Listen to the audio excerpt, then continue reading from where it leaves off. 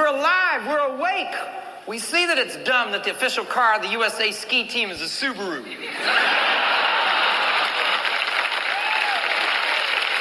Why is there a mailbox in front of the post office? You're there.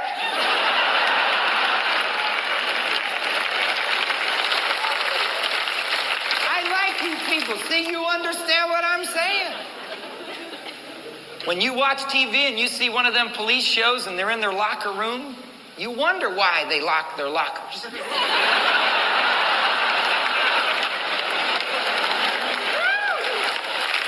And I'm not so critical, I'm not going to say when things is right. And dodge is the perfect word to put on the front of a van coming at you.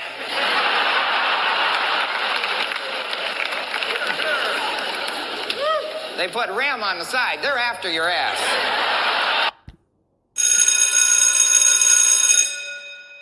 Good morning. It's Monday, Medal of Honor Monday, November the 13th, and this is The True Conservative. Welcome to all the butchers, bakers, and candlestick makers out there. I'm Ron, your host, and the only true conservative in the United States today. So today, I'm going to be doing things a little bit differently. From Monday through Friday, the show is going to have a more military, patriotic theme to it. All of the rules for radical conservatives and rules for retrogrades, etc., are going to be done on Saturday. But Monday through Friday, it's going to be more of a patriotic, military, and first responder themed. So today, after the Serenity Prayer and the Song of the Day, we will have, we're going to have the military shorts, 10 military shorts, 1-minute segments. Then Cavuto Redux, Cavuto Coast to Coast, Defiance, My Take, and former President of the United States, Donald Trump, issuing the Medal of Honor. All that and more when I get back.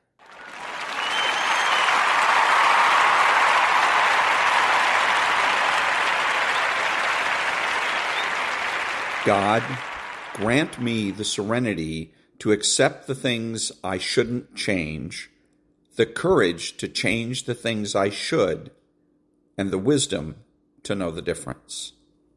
Amen.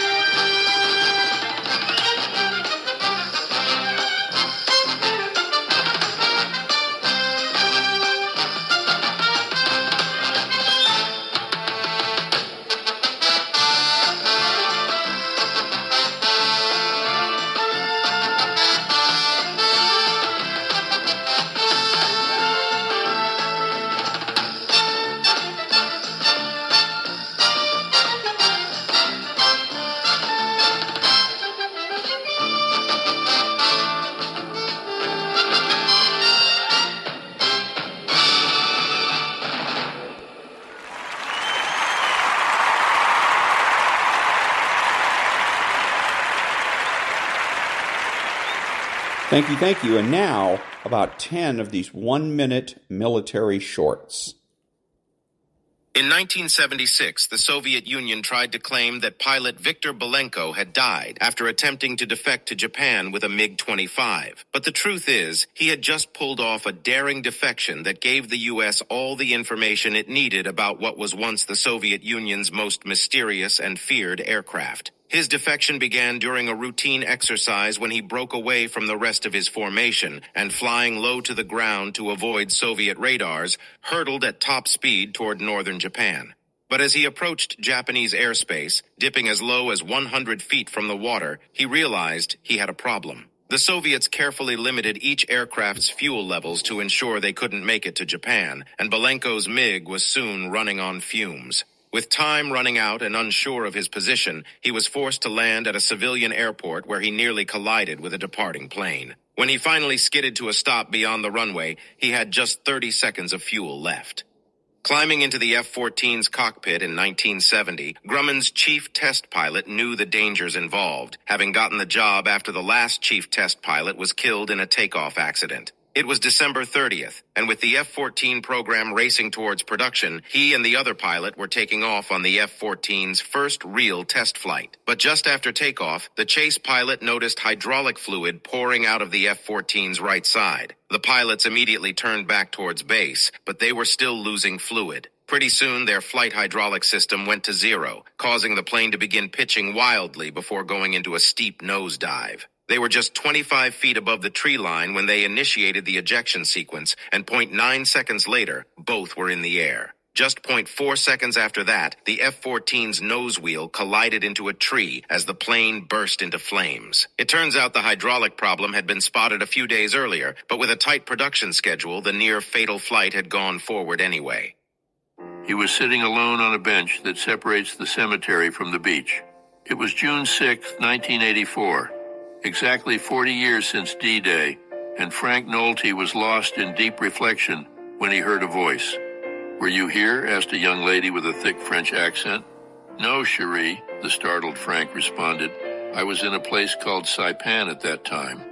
"What was that like?" she responded curiously. Nobody had ever asked Frank that question before.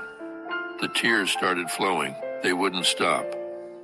"May I sit with you?" she asked in a soft whisper. Frank slowly nudged over, still unable to speak. She gently took his hand. "My grandfather was killed by the Gestapo," she said through her own tears. "I know loss, too." The two, separated by a continent and a generation, sat silently for the rest of the day, hand in hand, staring out at the sea of headstones and crosses.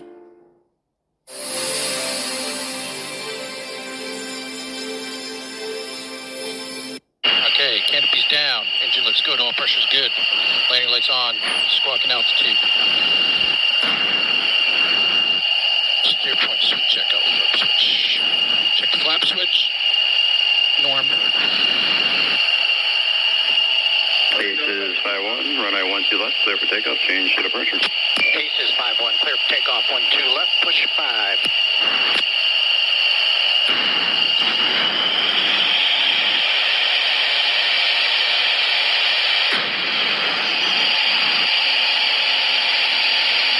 We're going to line up on the runways. And we'll line up on the runway. Build up. Number 978 Mike Alpha, fly heading 150 back for descent. Number 978 Mike Alpha, rudder, descend and maintain 5,000. Delta 255 Kilo Romeo, contact Albuquerque Center 125.4. This is United States' insane new super advanced supersonic jet, the T-7 Red Hawk. The T-7 is an American supersonic advanced jet trainer aircraft produced by Boeing. A distinguishing features of the aircraft is its new advanced software systems that helps to improve accuracy, increase efficiency by offering automation capabilities, and helps to provide cheaper and faster development. The aircraft is powered by a General Electric F404 afterburning turbofan. The engine is capable of producing 11,000 pounds force and 17,200 pounds of thrust with afterburner, enabling the aircraft to be capable of flying a maximum speed of 808 miles per hour and an altitude of 50,000 feet with a range of up to 3,400 nautical miles. Furthermore, the T-7's design allows for future missions to be added and also allows for high G and high angle of attack maneuvers. What happened to the F-14 pilot who defied an admiral? It was during what came to be known as the Battle of Roberts Ridge, when an Army Ranger unit in Afghanistan was pinned down on the ridgeline of Takur Ghar after trying to rescue a fallen soldier. Taking heavy fire from the enemy's well-fortified position, the Rangers were in a desperate situation and badly needed close air support. That was when the F-14 pilot was called in to drop ordnance on the enemy. After dropping all of their bombs, the F-14s were ordered to return to the carrier. But this particular F-14 pilot refused, arguing that he couldn't leave when there were still guys on the ground taking fire. And he continued to refuse despite direct orders from both a rear admiral and a general. Eventually, the pilot simply turned off his radio and continued to fly until finally being relieved. Back at base, he started to receive a dressing down for his insubordination until the admiral himself walked in and told the pilot, "That's the best thing I ever saw." Today, the F-15 Eagle's air-to-air kill ratio of 104 to 0 is unmatched by any other fighter jet. But on June 9th, 1982, during the Lebanon War, that flawless record was nearly ruined. An Israeli pilot out on combat air patrol had just struck a Syrian MiG-21 with a Python 3 missile, and eager to confirm his kill, he followed the smoking plane as it fell out of the sky. That was a mistake. Seconds later, he felt an air-to-air missile strike his right engine nozzle, destroying his F-100 turbofan and setting his jet on fire. With his F-15 in flames and losing altitude, the Israeli was forced to fly low over anti-aircraft artillery until he reached the Lebanon mountains, which he barely cleared at 17,000 feet. When the crippled jet finally slammed onto the runway of an Israeli airbase, it was a burning wreck filled with bullet holes, but it, and its pilot, had survived. 6207, contact at 175, 72 miles. Looks like a flight of 2, Angels 10. Close out, warning yellow, weapons hold. I repeat, warning yellow, weapons hold. Alpha Bravo out. Roger that. Bogies are checked back into me now for the third time with noses on at 35 miles.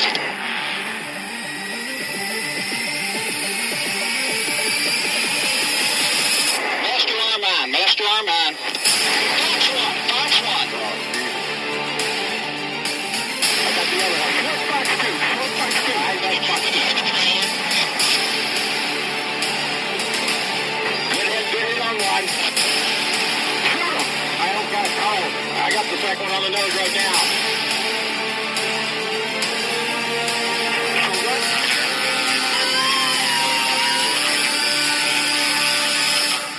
Good kill. Of the 13 B-17s that went out on October 10, 1943, as part of the 100th Bomb Group, Rosie Rosenthal was the only pilot to make it back. It began as the 13th Combat Wing was approaching the Ruhr River on their way to bomb central Münster. That was when a mass of 350 German fighters suddenly appeared in a swarm and attacked with guns blazing. As the low group in the formation, the 100th took the brunt of the assault, and Rosenthal watched as plane after plane was shredded to pieces by flak and enemy rockets. Despite the heavy losses, Rosenthal reached his target but lost 2 engines in the process. After dropping his bombs, he tried to join another bomb group as they headed home, but his damaged plane couldn't keep up. Alone in the sky, the crew was soon hounded by wave after wave of German fighters, which the tail gunner fended off as best he could until the crippled aircraft, billowing smoke and rapidly losing altitude, finally reached the coast of England. The A-10C Warthog.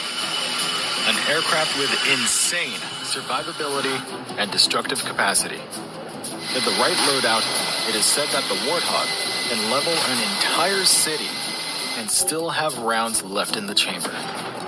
It can silence enemy air defenses from nearly 10 miles out, eliminate a single soldier with surgical precision, or crumble an entire concrete reinforced structure. And with its CBU-105s, not even an entire company of tanks stand a chance. And all of that in a single pass. But even if there are loose ends, it's nothing the A-10C can't tie up.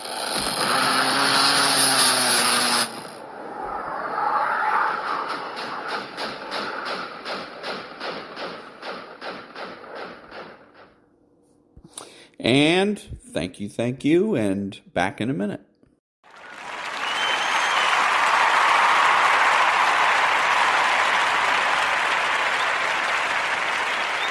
Thank you. And now, Stuart Varney's My Take. The markets, now this. Over the weekend, weight loss drugs turned out to be far more useful than just taking off a few pounds. Novo Nordisk released the results of a wide-ranging study of its Wegovy drug. Look, I'm no doctor, but I can tell something big is happening. Try this. Wegovy cut the risk of heart attack, death, or stroke by 20% among people with heart disease or overweight or obese. It cut the risk of kidney disease by 22%. It cut the incidence of obesity going on to diabetes by 70%. I'll call that spectacular. It was a clinical trial of 17,600 who got weekly injections. That sheer size confers legitimacy on the claims that these drugs do more than just slim down. You down. Novo Nordisk makes Ozempic and Wegovy. Eli Lilly makes Mounjaro and Zepbound. There are ripple effects. Kidney dialysis companies have been hit hard. And some food companies have claimed lower sales because these drugs cut your appetite. Next question. Will insurance companies cover the cost? If it's shown that the risk of serious illness and death sharply reduced, then insurers will be pressured to pay. Protecting future health beats costly treatment of serious illness. One last point. Demand is so strong that Novo Nordisk and Eli Lilly cannot produce enough of it. That would open up the market to other players. It also opens up the healthcare system to something very promising and very new. Second hour of Varney just getting started. So there's Mr. Varney's My Take. That's been the big news of the day is two things. Number one, that Moody's downgraded the United States credit rating to, I don't know, unsavory or whatever the rating was, which I don't care. I just doesn't mean anything to me.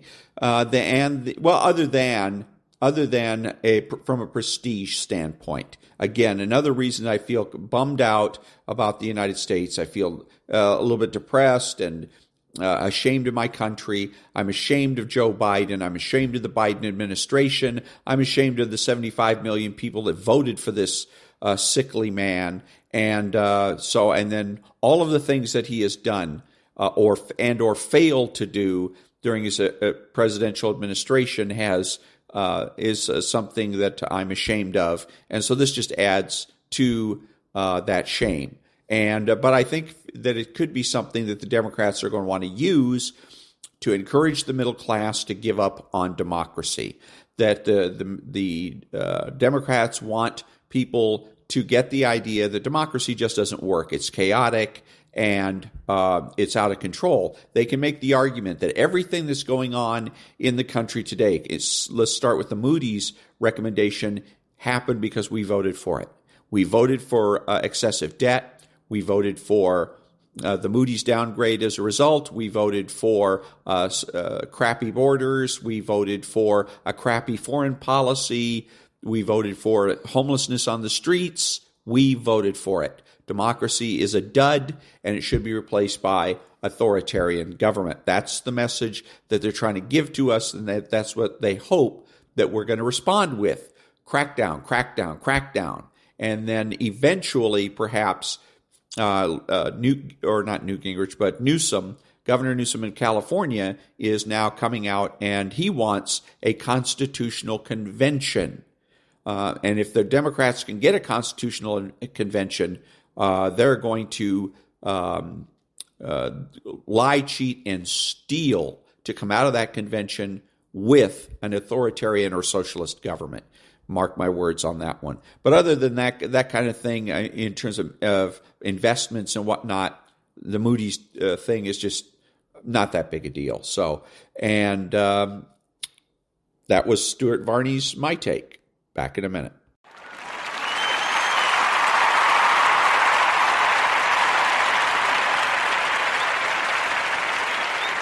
Thank you. And now this is, what show is this? Cavuto, Coast to Coast. State Blinken talking about various red lines for Israel that it shouldn't cross. He was in Tokyo last week speaking about this. Let me just roll that tape and get your reaction. Go ahead.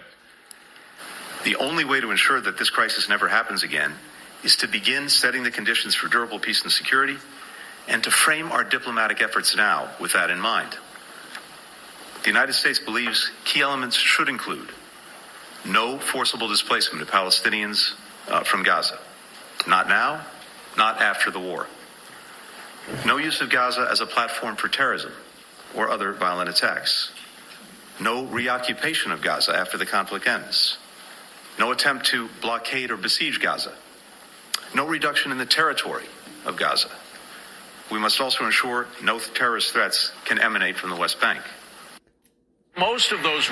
So anyways, what's interesting here is that he said this is a roadmap to durable security, not a roadmap to victory. That's the important thing here, because the only way that that this situation is going to end, or we're not going to have Hamas doing this again and again and again, as they've been doing over the past 50 years, is to destroy Hamas.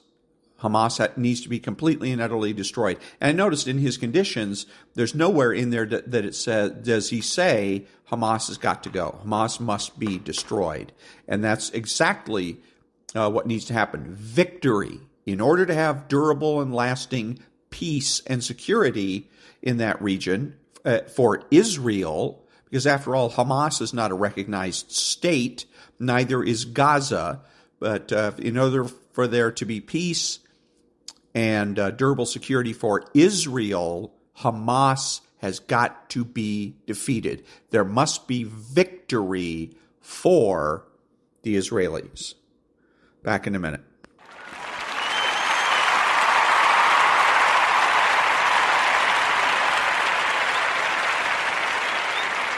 Thank you. If this is for Republicans and Republican office holders, to a certain degree, maybe talk show hosts, but not for the rank and file.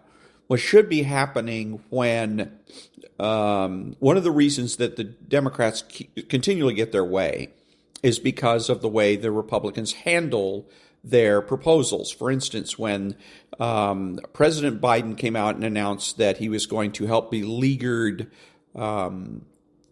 students that are suffering under heavy loads of student loan debt, and that he was going to eliminate that debt, just write it off, basically. Republicans were no.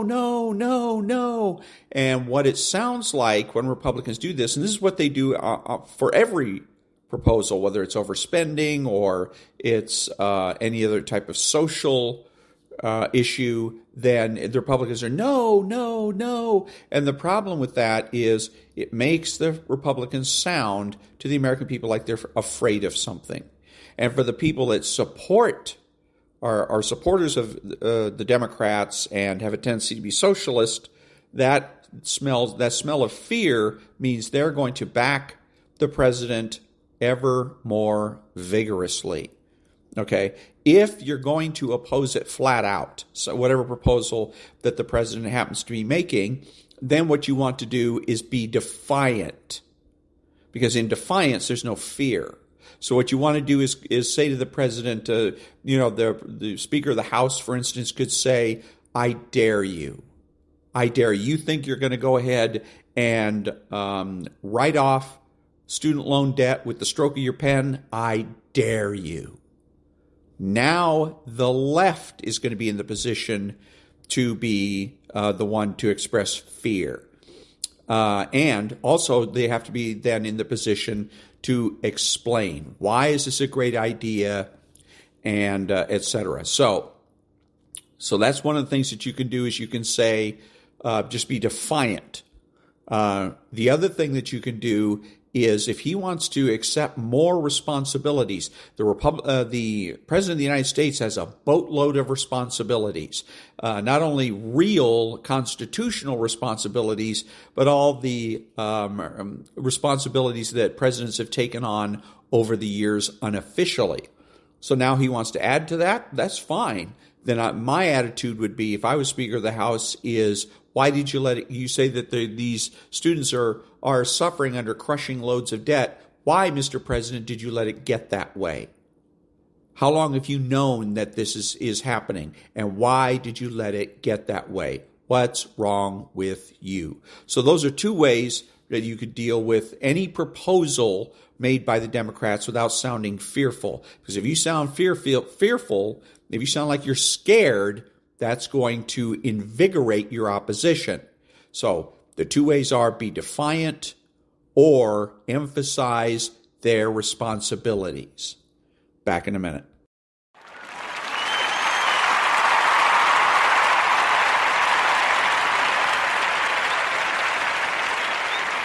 Thank you. A little bit more of Cavuto Coast to Coast.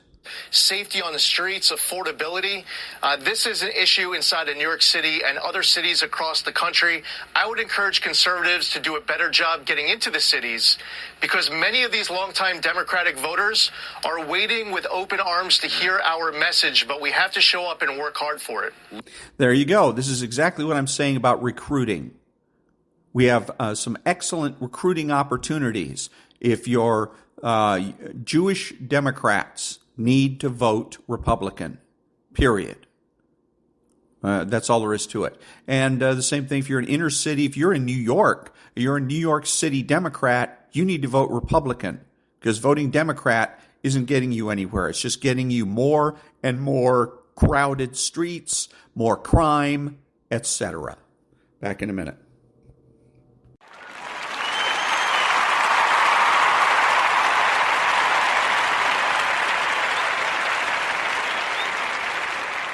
Thank you. And now, former President Donald Trump awards the Medal of Honor to Staff Sergeant Ronald J. Schurer.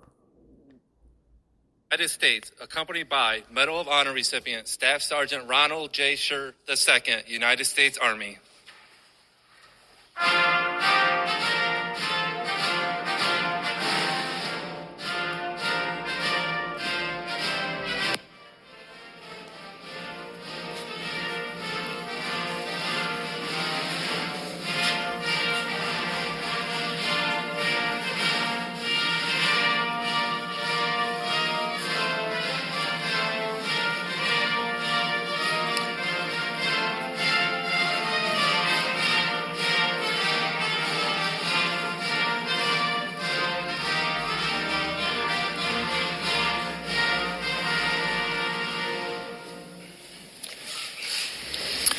Let us pray. God of all mercy, we ask for both your presence and your peace for all those gathered here this day. We give you thanks for this celebration, for this redemption, for this day to reflect on what you provide and what we need, for reminding us of the dignity of life, of service, of sacrifice, and of true heroism. Inspire us, Lord, to hold fiercely to your gifts of hope and grace and passion. May the heroic acts of Staff Sergeant Ronald Schurer move us all to greater acts of goodness, of love, to serve our soldiers, our families, our nation, and our world. For it is before you that we humbly ask these things and gratefully say, Amen. Thank you very much. Please. And thank you, Chaplain Hurley. Thank you to Vice President Mike Pence for joining us for today's ceremony.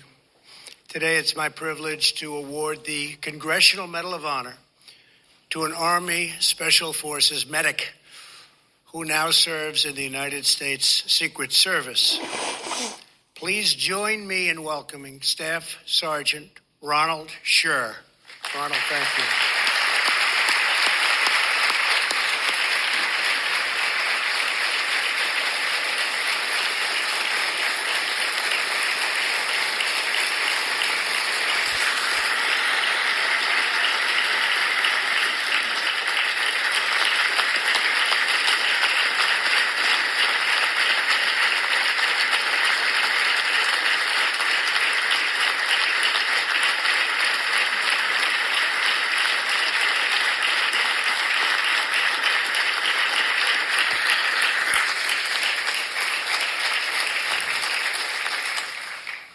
Thank you. I wish I was that popular, I'll tell you.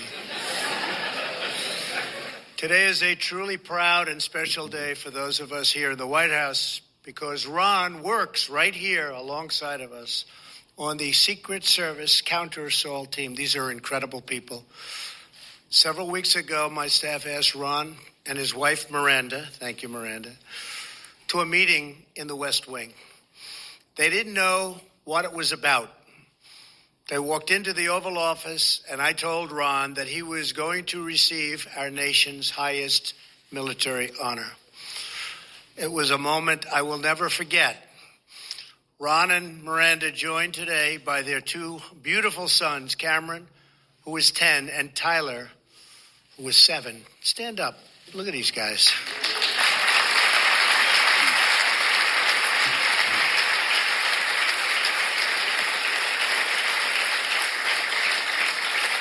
Cameron, Tyler, we stand in awe of your father's courage.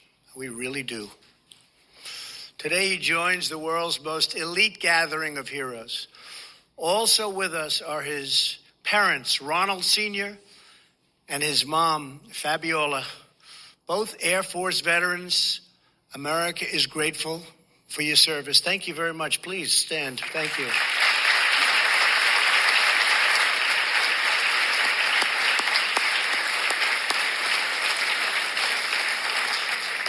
I want to thank also Secretary Nielsen for joining us. Secretary, thank you very much. Along with Secretary of the Army, Mark Esper. Mark, thank you very much. Vice Chairman of the Joint Chiefs of Staff, General Paul Selva. Thank you, Paul. Army Chief of Staff, General Mark Milley. Mark, thank you. Commander of Special Operations, Command General Raymond Thomas. Thank you, Raymond. And Sergeant Major of the Army, Daniel Daly. Thank you very much. Thank you very much, Daniel. I also want to recognize Representative Gerald Connolly and Representative Dan Newhouse. Thank you very much for being here. Appreciate it. We are privileged to have among us 5 former recipients of the Congressional Medal of Honor: Benny Atkins, Harvey Barnum, Gary Bykirk, Florent Groberg, and Brian Thacker. And thank you all for being here. Thank you. Please stand up.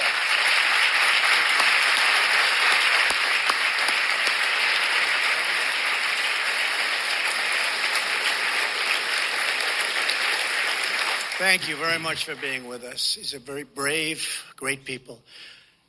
Staff Sergeant Ron Scher was born in Fairbanks, Alaska.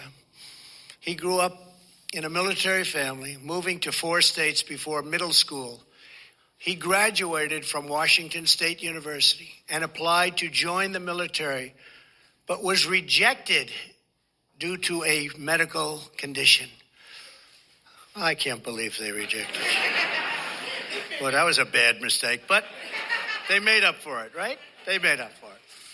Soon after, America was attacked on September 11th, 2001.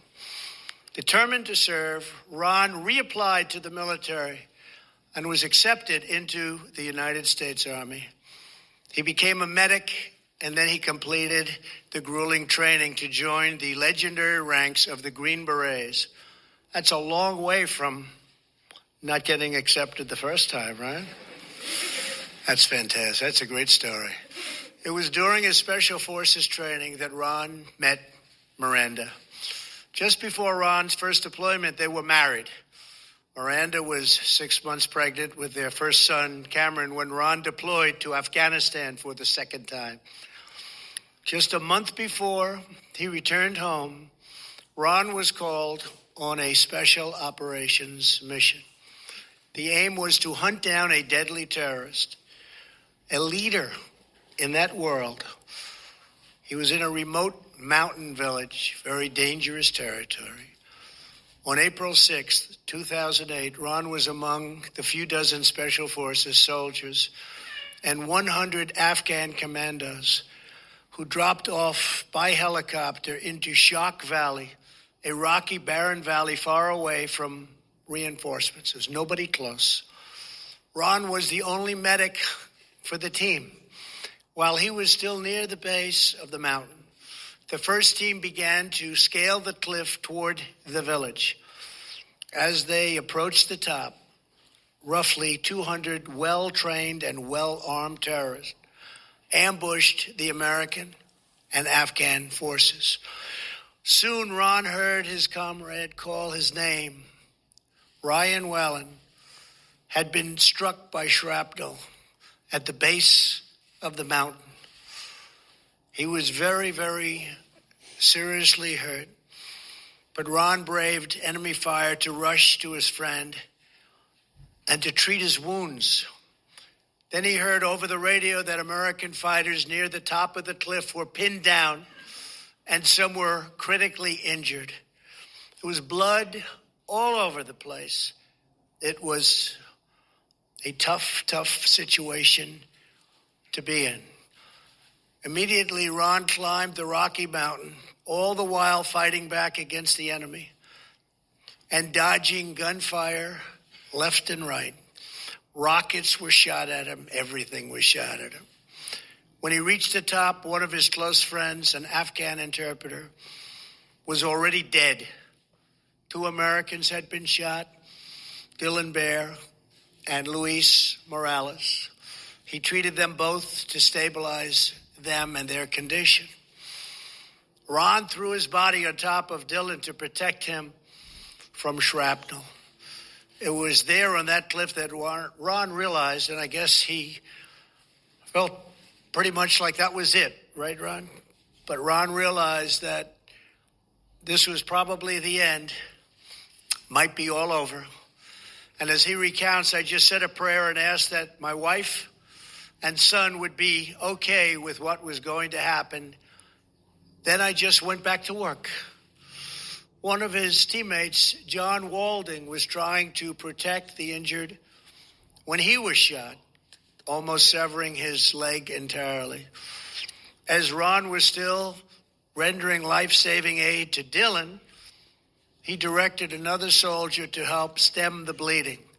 Then a bullet cut through Master Sergeant Scott Ford's arm and struck Ron's helmet. Ron said it felt like he had been hit on the head with a baseball bat. But he got up and in pretty bad shape, bandaged Scott's arm. Soon Ron and his comrades used nylon webbing to lower the most critically injured down the sides of this really dangerous and very steep cliff. When he reached the base of the mountain, Ron raced to each patient, giving them life-saving care. They were bleeding profusely and preparing them to be evacuated by helicopter. But Ron was not done yet. He charged back to the mountain, all the way up, and then rejoined the fight. For more than 6 hours, Ron bravely faced down the enemy. Not a single American died in that brutal battle, thanks in great measure to Ron's heroic actions. Many of the warriors who fought in Shock Valley are here today. When I read your name, will you please stand? Staff Sergeant Dylan Bear.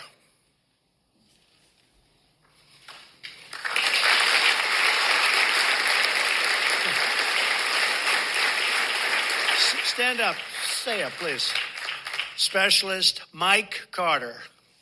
Thank you, Staff. Thank you. Master Sergeant Scott Ford.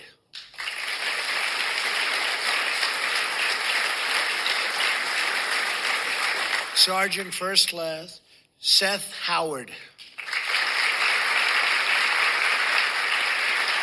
Staff Sergeant Luis Morales.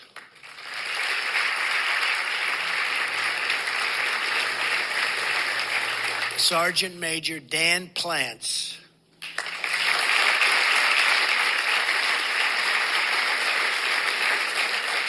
Lieutenant Colonel Kyle Walton.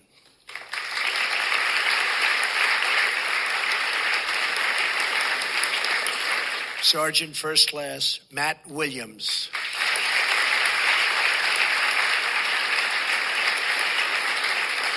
Sergeant First Class Carl Wurzbach.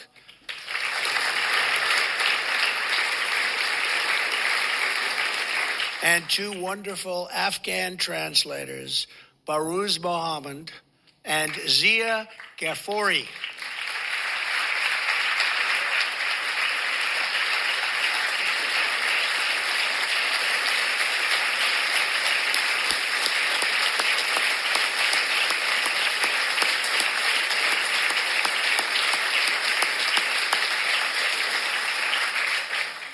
Thank you very much. We really appreciate it. He did a good job. Did he do a good job? Better say yes now, otherwise it's too late. We can always change our mind. He did a good job. Thank you all for your noble service and for being here to celebrate Ron's historic achievement. It truly is that. As many of you know, a year and a half ago, Ron was diagnosed with cancer. Tough cancer, rough cancer. But he's braved, battled, worked. He's done everything he can. That cancer, he's been fighting it every single day with courage and with strength. And he's a warrior. He's a warrior. And just like he faced every single battle of his entire life, he's facing a very tough battle right now with cancer. But I will tell you, he's the best dad and role model two boys could ever ask for. Right? Do you agree with that? Yeah, you better say yes. I already asked them that question. They needed no prodding. I said, is he a good father or a great father? They said, great father, right? That's good. The best father ever. Wow. That's great. Beautiful, beautiful boys. And Ron, I just want to say as an inspiration to everyone in this room and to every citizen all across our great land, Ron, our hearts are filled with gratitude and joy as we prepare to engrave your name alongside of America's greatest heroes. It is my honor and privilege, along with Mike and all of these incredible warriors in front of me, to present you with the Congressional Medal of Honor. I would like to ask the military aide to come forward and read the citation, please. Thank you.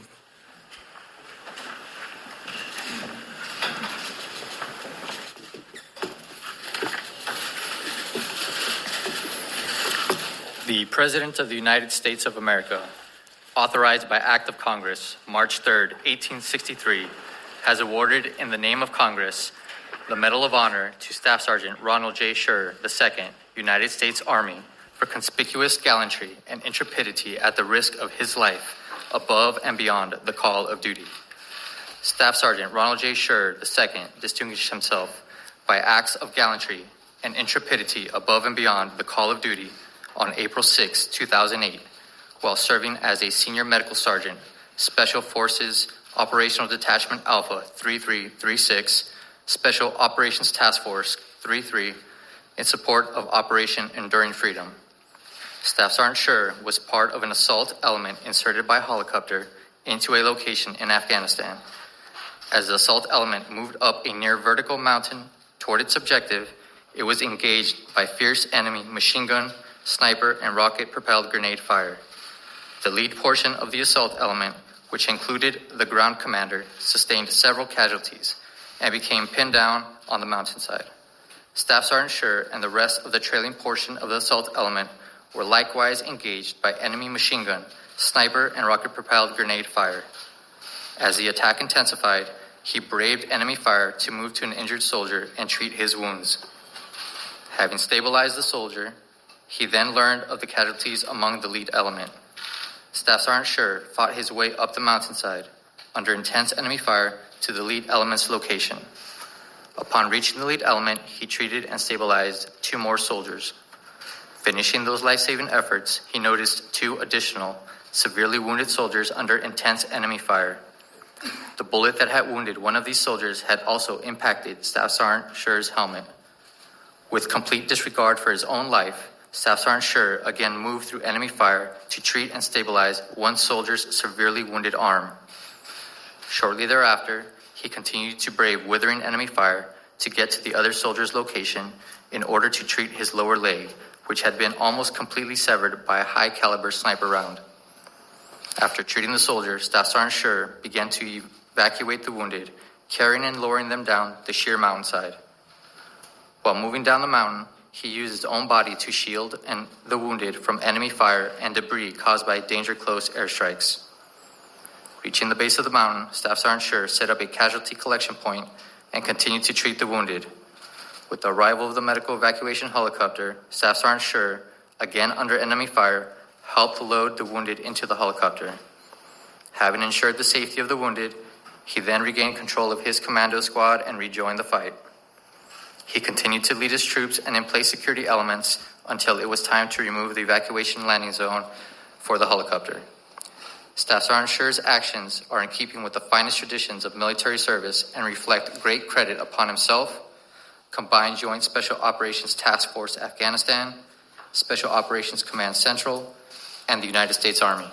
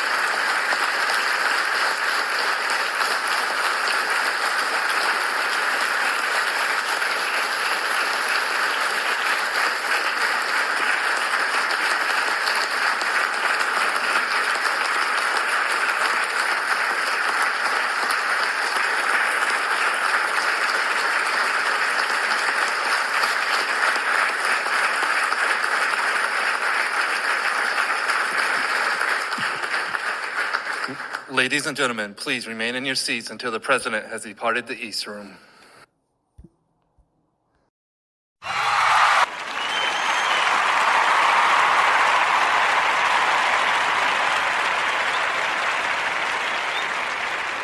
Thank you. This is Ron, your host, the only true conservative in the United States. Today, bidding adios to all the butchers, bakers, and candlestick makers out there, and reminding you to be honest, smart, and beautiful, and remember that the left has no authority, no power, and they can't win.